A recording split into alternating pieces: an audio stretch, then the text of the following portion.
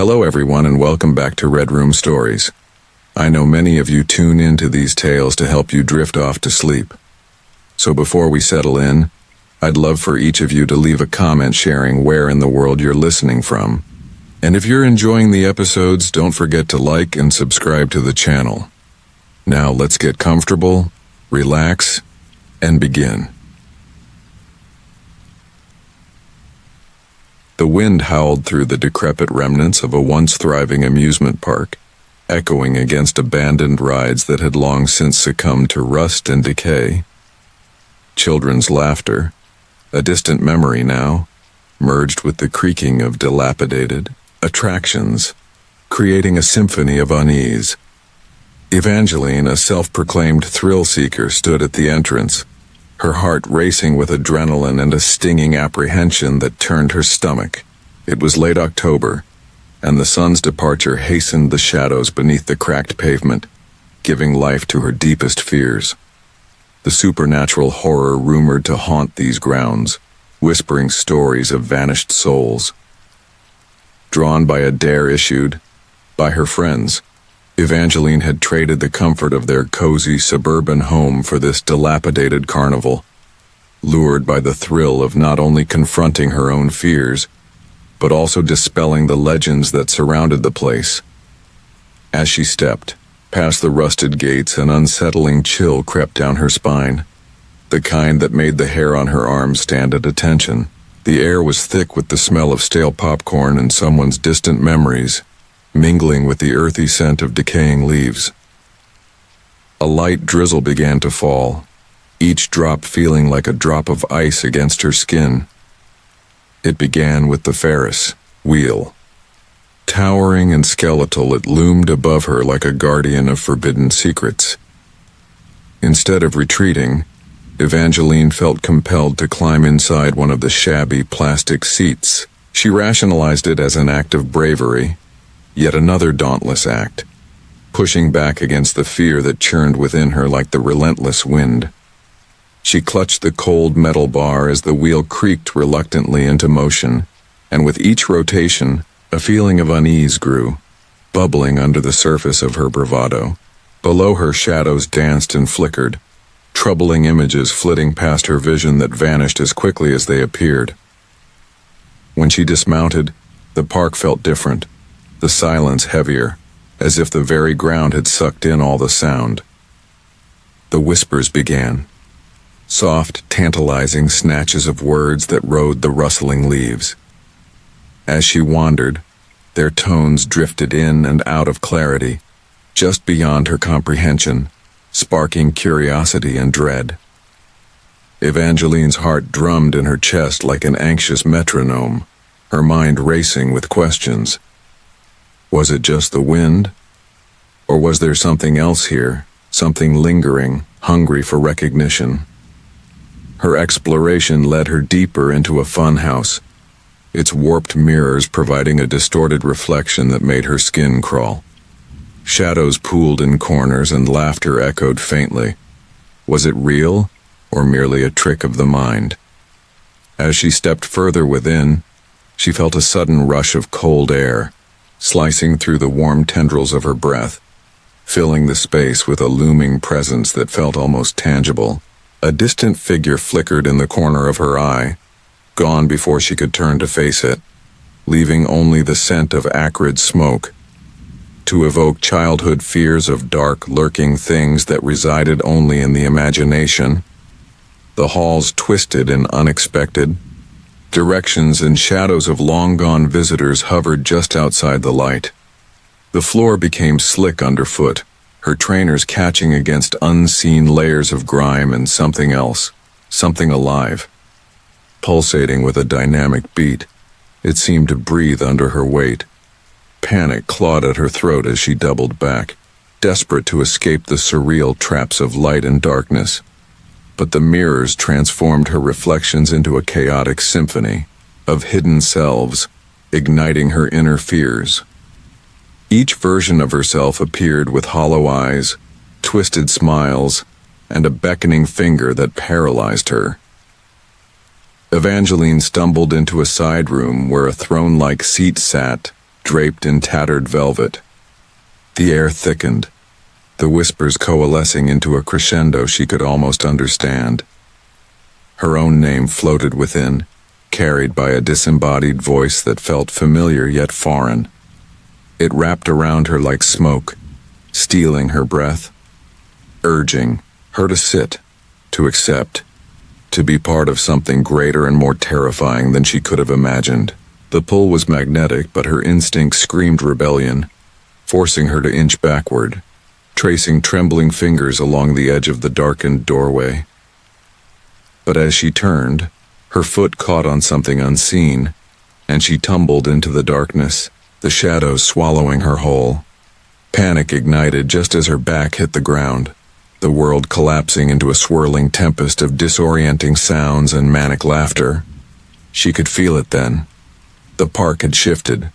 It thrummed with an insatiable energy, pulling her deeper into its grasp. A spotlight flicked on above her, illuminating a stage where past victims of this unholy place danced just beyond the edge of reality, their pale faces twisted in mirth and horror. Time lost all meaning as Evangeline fought to rise. The more she struggled, the more deeply the laughter resonated within the very marrow of her bones. Each pulse of sound wrapped around her tightly, coiling like a serpent ready to strike. Unable to discern reality from the trickery of her own perception, the line between herself and the haunted crowd became obfuscated, blurring her identity. The once thrilling chase of adrenaline morphed into something far more sinister. She was no longer the seeker of thrills. She had become prey. With every ounce of strength, Evangeline surged forward, breaking through the chaos and finding an exit from the maelstrom of madness. Yet as she stumbled out into the night, the carnival was transformed. The neon lights no longer flickered with life. They glowed like the empty eyes of a corpse, staring into her very soul. She was outside, but outside had become an extension of the horrifying funhouse. The gnarled trees stood like dark sentinels, silhouetted against a moon smeared with clouds, casting twisted shadows that reached for her. The real horror came in the form of the echoes that lingered, memories of the darkness woven into her essence. They weren't solely figments of fear.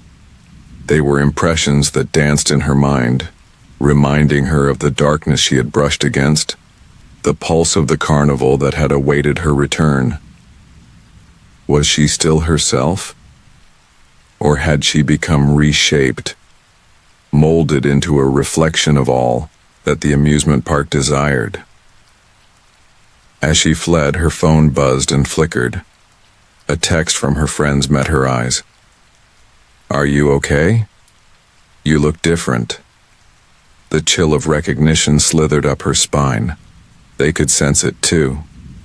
They had felt her absence within the light of their mundane existence, the pull of the darkness that had claimed part of her. Even now it pulsed softly beneath her skin like a second heartbeat, reminding her that the carnival was never truly abandoned. Evangeline's breath found itself coming in ragged gasps as she realized that she was both haunted and hunter, something primal and exhilarating latching onto her psyche. She turned away from the amusement park that had transformed her, but its essence thrummed within her, weaving dark tendrils into her thoughts. As she melted into the shadows of nighttime streets, the carnival sang a haunting echo. She had left the park, but it would never leave her. The ride home was one she had no choice but to take, spiraling into a reality tinged with dread and anticipation, one in which she would forever chase ghosts, but find them, each time whispering secrets, to entwine her further in fear. The faint flicker of the street lamp barely illuminated the cracked pavement as Miles trudged through the deserted alley, each step echoing back at him like a whispered warning. The chill of the autumn air seeped through his coat, clinging to his skin like an unsettling memory. He had come to the old part of town seeking inspiration for his painting, the local haunt of shadows and ruins. But he found himself quickly engulfed in a creeping sense of dread, as if the darkness around him whispered secrets better left unspoken. A distant sound, the scurrying of something large and unseen, made him pause, his heart a metronome of anxiety. This neighborhood, once vibrant and full of life, now harbored only decay, where every building leaned in as if sharing collective sorrows. The sidewalks were layered with detritus, crumpled newspapers swirled gently like lost hopes, and the faint smell of mildew lingered in the air, a testament to years of neglect. As he wandered deeper, the shadows began taking on shapes, memories of figures that no longer existed, and Miles felt the artist's soul within him tugging in discomfort, urging him to flee, but also to stay, to see what stories lay in the void. Stumbling upon an abandoned house, he felt an inexplicable pull. Its windows, like hollow eyes, beckoned him closer, and as he stepped inside the creaking threshold, darkness enveloped him fully. The scent of aged wood and something more acrid, almost meat-like, filled the air as he ventured further into the cavernous room. The walls were lined with peeling wallpaper depicting idyllic scenes now mercilessly twisted by time. Each room appeared frozen in an eerie tableau, artifacts of human life mysteriously left behind. Yet Miles felt a distinct absence, as if the very essence of the inhabitants had been hollowed out. As he explored, he discovered a painting propped against a wall draped in dust. He recoiled at the image, a grotesque landscape twisted in shades of red and gray, a figure standing in the foreground that looked so human, yet so fundamentally wrong, its elongated limbs stretching in an almost unnatural dance. A shiver raced down his spine as he looked closer, noticing the face was a blend of familiar features, an unsettling amalgamation of people he knew, their expressions mingled in eternal anguish. He stepped back, disoriented by the ominous pull of the piece, feeling drawn to it as if it were a portal to another realm. Outside, the night wrapped tighter around the house, and the sounds of the city faded into an oppressive silence, broken only by the soft rustle of fabric reverberating from somewhere deep within the corridor. It was a noise he couldn't quite place. Was it the wind or something still lingering among the remnants of life? He began exploring the rest of the house, his footsteps muffled against the dusty wooden floors. Each door he opened revealed scenes of despair, children's toys scattered about, a dining table set for a meal long gone cold, as if time had forgotten the very essence of joy and hope. In one dimly lit room, he found a dusty mirror, its glass cracked but still reflecting faint shapes. A glint of something in the corner of his eye caught his attention, and he turned. The air around him thickened, an invisible weight pressing down as he felt a chill brush past him, a whisper of breath against his neck. He swung around, but only shadows flickered behind him.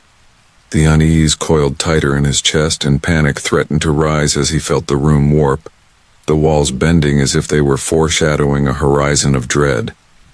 Miles backed away from the mirror, his mind racing with visions of what could lurk beyond the glass, and he hurried to the front door only to find it had shut, the handle cold and unyielding beneath his grasp. He was not alone.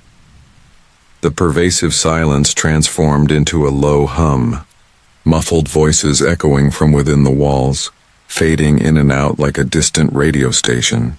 Terrified, he pressed his ear against the rough wood, seeking understanding, but all he could discern was a cacophony of despair, cries for help that sent shards of guilt slicing through his resolve. In desperation, he returned to the painting, determined to confront the horrifying image head-on. As he scrutinized it, his eyes flared with recognition. The figure was now gesturing almost pleadingly, its mouth stretching into a silent scream that resonated deep within him. In that moment, the air thickened with a nefarious energy, and Miles felt his hand moving without conscious thought, reaching toward the canvas. He felt an electric surge pour into his fingertips, a connection that sliced through reality. Suddenly, he was yanked into the canvas, his body thrust into a realm where colors writhed and twisted in agony. Faces appeared, distorted and haunting, swirling through the landscape like a grotesque depiction of anguish. The pain radiated outward, flooding his senses. He screamed, but silence surrounded him. He was a voiceless spectator in a living nightmare. The figure from the painting emerged, pulling him into its embrace, laughter echoing through the abyss as reality crumbled around him. In this new realm, he was no longer an artist seeking inspiration. He was the subject of a far more sinister creation. And then, the laughter subsided, replaced by a cold, unsettling clarity. He realized he was part of the painting now, a figure trapped in the world of the damned while the living breathed his likeness into existence. The door of the house creaked open, and a light shimmered from the outside. But it was no salvation. It was merely the beginning of an endless cycle, the breath of each new artist painting their fears, feeding the abyss from which he could never escape. His essence would form the backdrop of their nightmares, and there, in the shifting world of colors, he would remain forever, lost, waiting for the next unsuspecting soul, drawn to the haunted brushstrokes of his confinement. As the dusk faded into a deeper night, the lock turned with an echo that resonated through the empty house, and the door swung open once more, inviting yet another lost wanderer into its belly of shadows, blissfully unaware of what awaited them inside. The wind howled through the narrow alleyways of Grayson, a once thriving urban center that had succumbed to an overwhelming silence. Marigold Trenton, a 28-year-old photographer, shivered as she stepped over a cracked pavement, clutching her camera close. This place, laden with stories and ghosted memories, called out to her as a canvas for her art, but she was unaware of the horror that lurked between the shadows, waiting for her to unravel its secrets. As she moved deeper into the heart of the city, a sickly sweet odor wafted through the air, mingled with the constant decay of rusted metal and mold. It sent a shiver racing down her spine, compelling her to push ahead despite the sense of foreboding that tugged at her instincts. Marigold had come to Grayson seeking both inspiration and escape, spiraling through a mire of anxiety and the shadows of her past. She was drawn to this urban ghost town like a moth to a flame. She had carved out her existence behind camera lenses, chasing down fleeting moments. But underneath her brave facade lay feelings that gnawed at her: loss, solitude, and the haunting memory of her father's descent into madness. She thought capturing the remnants of Grayson would help her make sense of the emptiness. But as twilight settled over the city, the air thickened with a sense of dread, constricting her like a vice. She ventured into an abandoned theater, its once vibrant marquee now cloaked in peeling paint. As she crossed the threshold, the wooden floor creaked ominously underfoot, each step reverberating through the stillness.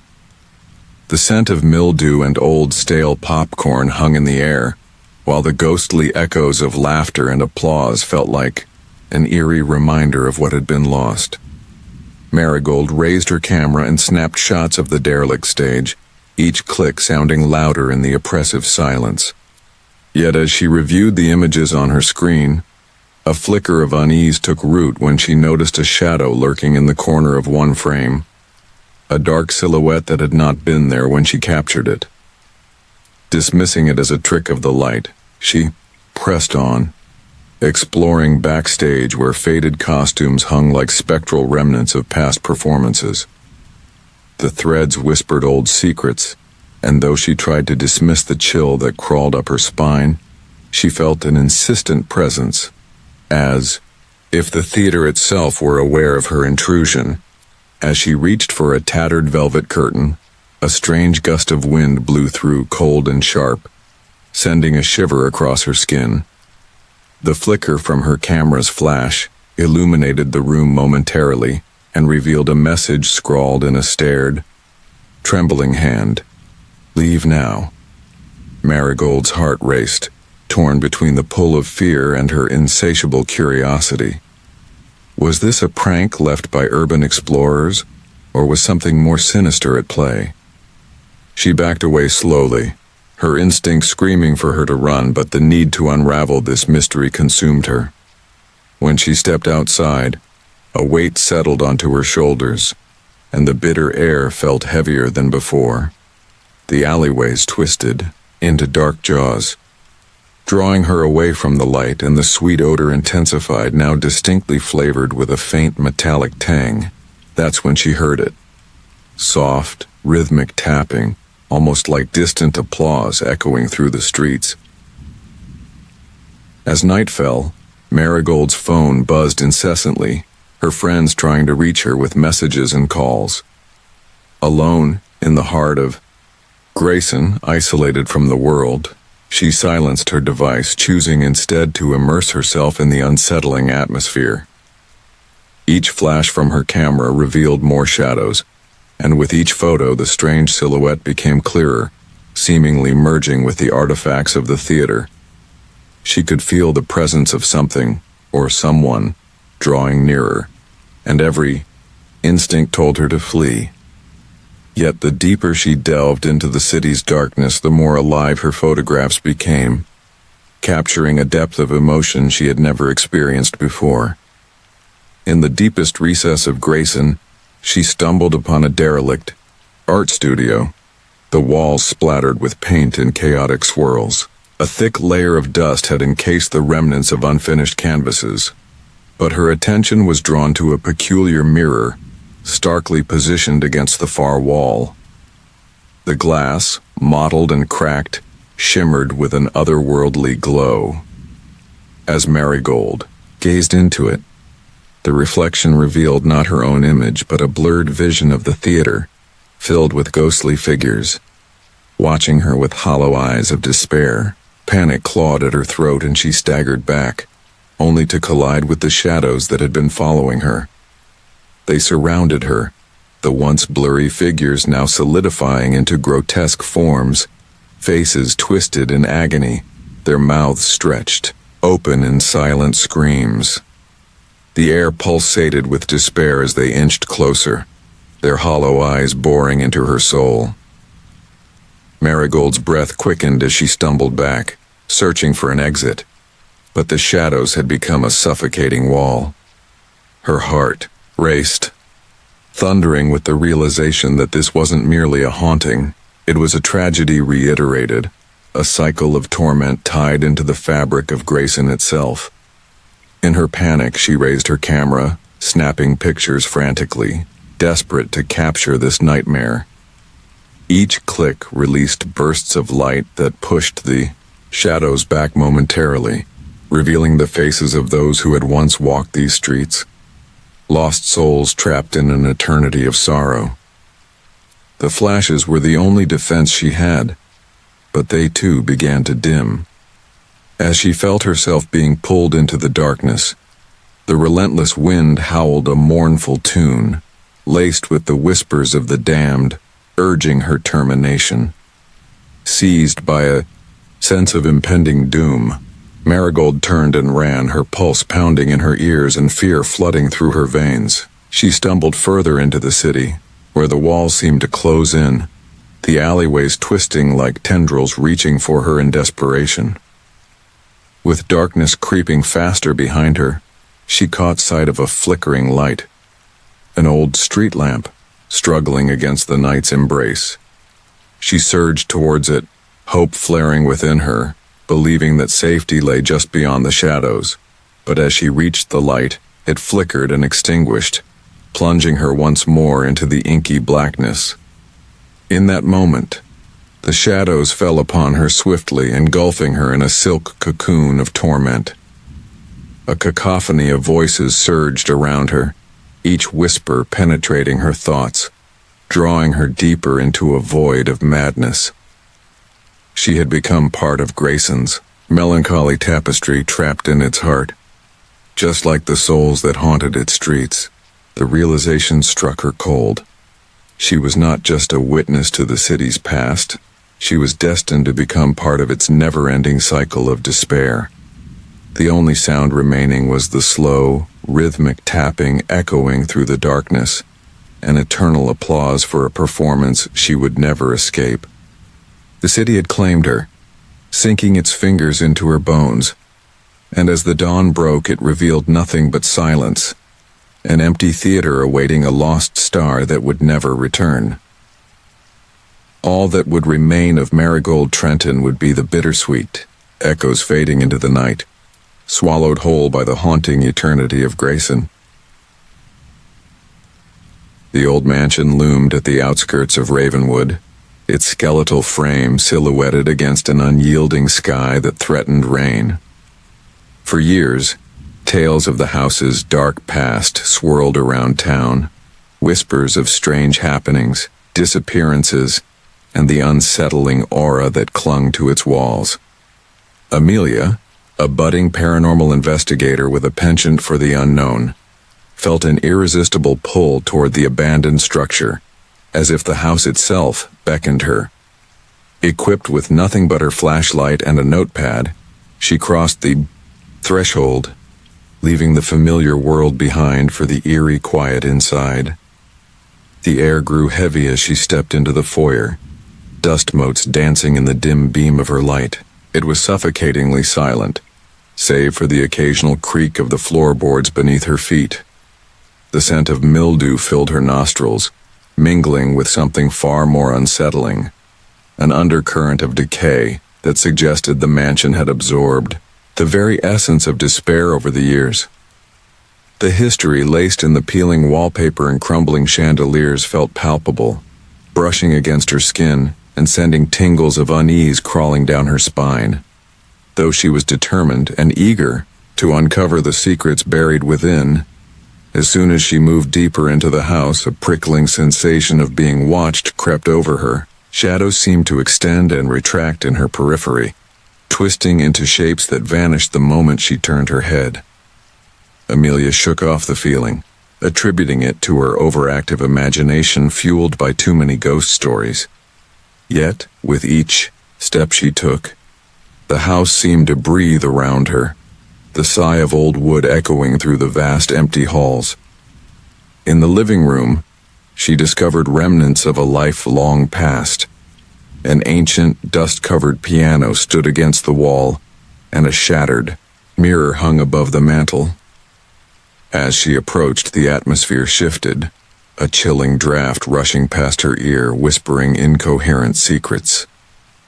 Amelia glanced at her reflection in the broken mirror, and in that fragmented glass, she saw it, a fleeting shadow behind her, lurking just outside her line of sight. Heart racing, she turned, but nothing was there, the room empty, save for the weight of the silence and her quickened breath. Determined to shake off the rising tide of fear, Amelia resumed her exploration, moving to the upstairs. The staircase groaned under her weight, and the air grew staler with each step. Flickering her flashlight against the walls, she felt an unsettling urge to look closer at the faded photographs lining the hallway.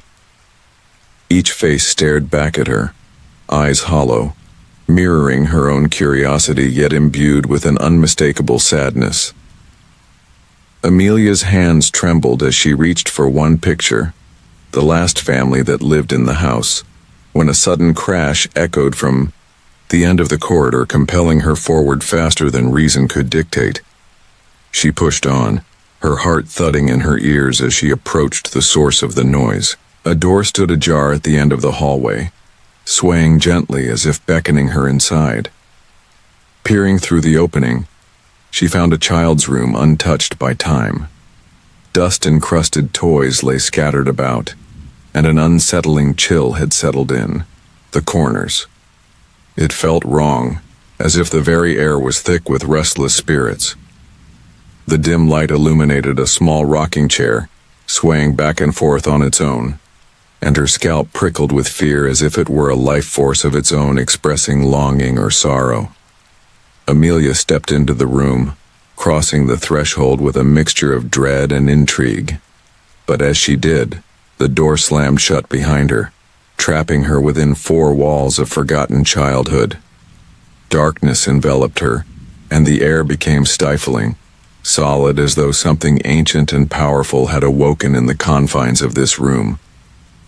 In that pregnant silence she could hear it, a faint melody, soft yet haunting, emanating from the corner. Child's voice echoed in her mind, whispering, "Stay with us." Panic lanced through her as she flipped her flashlight's beam around, illuminating the dim corners, desperate for answers. The room shifted, the walls percolating with the essence of childhood innocence and something more sinister entwined with it.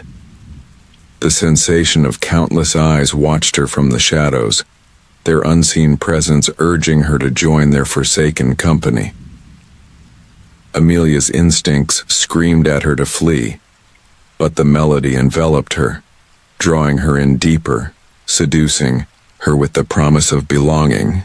With each passing moment she felt her will fading, eroding like the wallpaper that clung tenuously to the walls.